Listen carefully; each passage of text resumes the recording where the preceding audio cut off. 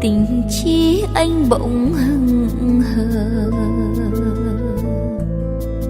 Điều gì lầm lỗi anh ơi, bọn mình nhỏ to đôi lời, hay giận hờn mất lòng nhau thôi. Khi không anh lại kiếm chuyện lìa nhau,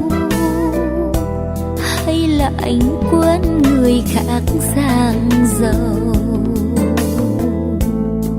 Nghe lời em mới đem trao, kỷ niệm khó quên đêm nào.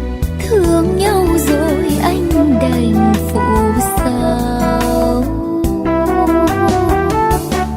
Trời ơi thôi rồi một đóa trắng mi, con ông đã rõ đường đi, con ông đã rõ lối về. Trời ơi yêu người, người nở đôi thái, yêu người, người cười đắng cay, yêu người nồng nỗi như vậy.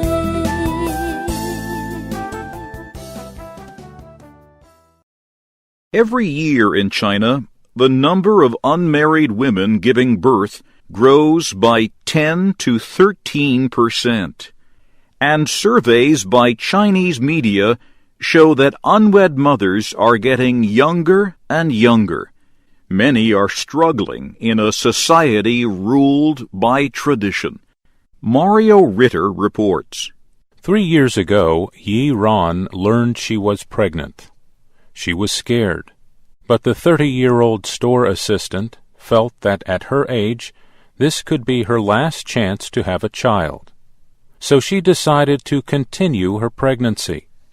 Like many other unmarried women, Yi Ran did not tell anybody she was pregnant. She chose instead to quit her job, open an online store, and work from home. That way, she could look after her son at the same time. She says that her heart is heavy with anxiety as she tries to pay her bills, and she is concerned about a fine imposed on illegal births. I fear I will not be able to pay, she says. Yi Ran's son does not exist on China's population records. Household registrations, known as hukou in Chinese, are only available to children born within a legal marriage. Rising incomes, liberal sexual behavior, and growing mobility are all affecting women's choices about family and relationships. The Guangdong Province Research Center on Family Planning did a survey. It found that up to 80% of female migrant workers in the province have premarital sex. 50 to 60% of them have had an accidental pregnancy. When they decide to keep their baby, single women are aware they are breaking the law. Chinese family planning agencies punish any violation of the one-child policy, including birth out of wedlock. Wei Wei is a social worker with Little Bird, an NGO that provides help for migrant workers. He says Chinese society does not support aid to unwed mothers. Their status is illegal. They do not have any legal protection. And this is a thorny social group. There's no organization that looks after them. Wei Wei says the problem is widespread, especially in manufacturing areas like Guangzhou and Shenzhen, where migrant workers flock together. The biggest problem they face once their partner abandons them is the issue of hukou. They are not able to get a household registration for the child. They also find themselves in very hard economic condition because the original family excludes them. They do not have any income, and it's hard for them to find a job. Yi Ran's son is now 3 years old. Without the household registration, he will not be allowed into kindergarten. Each time he gets sick, medical fees are higher than average.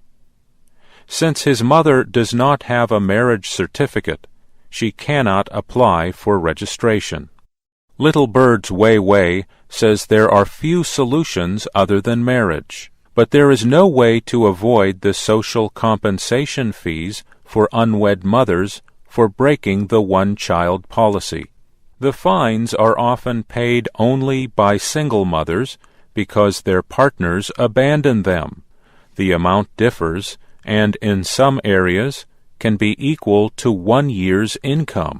People like Yi Ran do not have family support and fall outside social welfare programs for married couples. The women find it very difficult to pay social compensation fees.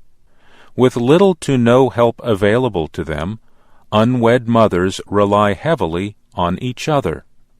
Many go on the Internet to find help and support. More than 3,000 users are said to be active in an online chat forum for unwed mothers on the Internet portal Baidu. Yi Ran explains that the Internet is the only place where she can express her feelings and frustrations as a single mother. She says she has never sought help from strangers or social welfare. There are things I cannot say in real life, but the Internet is my little space of freedom. I'm Mario Ritter.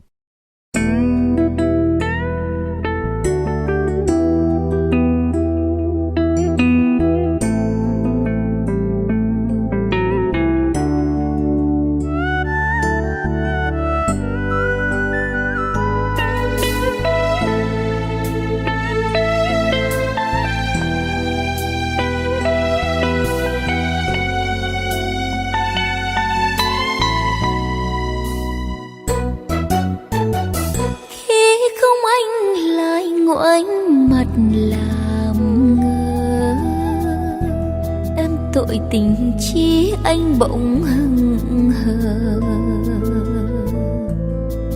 điều gì lầm lỗi anh ơi, bọn mình nhỏ to đôi lời, hay giận hờn mất lòng nhau thôi.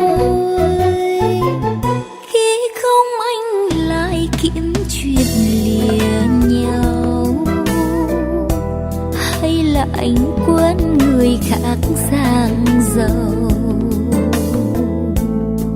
Nghe lời em mới đem trao, kỷ niệm khó quên đêm nào.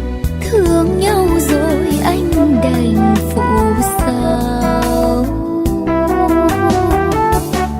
Trời ơi thôi rồi một đóa trà mi, con ông đã rõ đường đi, ông đã rõ lối về.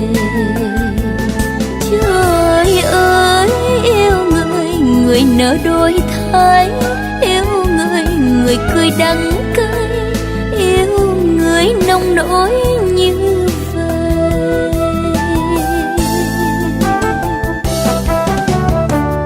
Khi không anh lại dối lừa được sao, tin làm anh qua lời nói ngọt ngào. Bây giờ tình đã bay cao, một lần xót xa tuôn trào. Thôi xin thề không còn lần sau.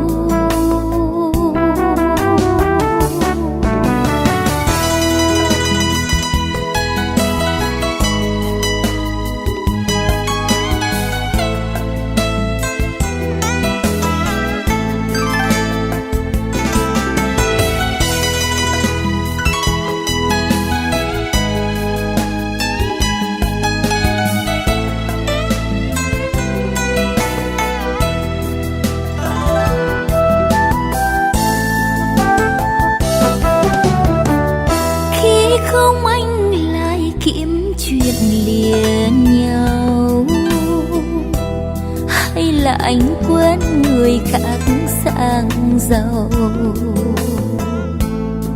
Nghe lời em mới đem trao, kỷ niệm khó quên đêm nào.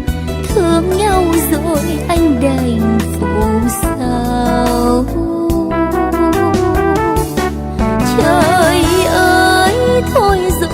một đóa tráng mỹ.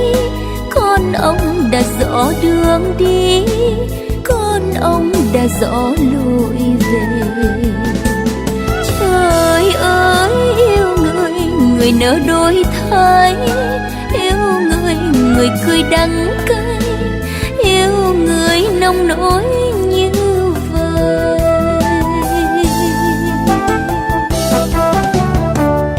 Khi không anh lại dối lừa được sao? Tin là mảnh qua lời nói ngọt ngào. Bây giờ tình đã bay cao, một lần xót xa tuôn trào. Thôi xin thề không còn lần sau. Bây giờ tình đã bay cao, một lần xót xa tuôn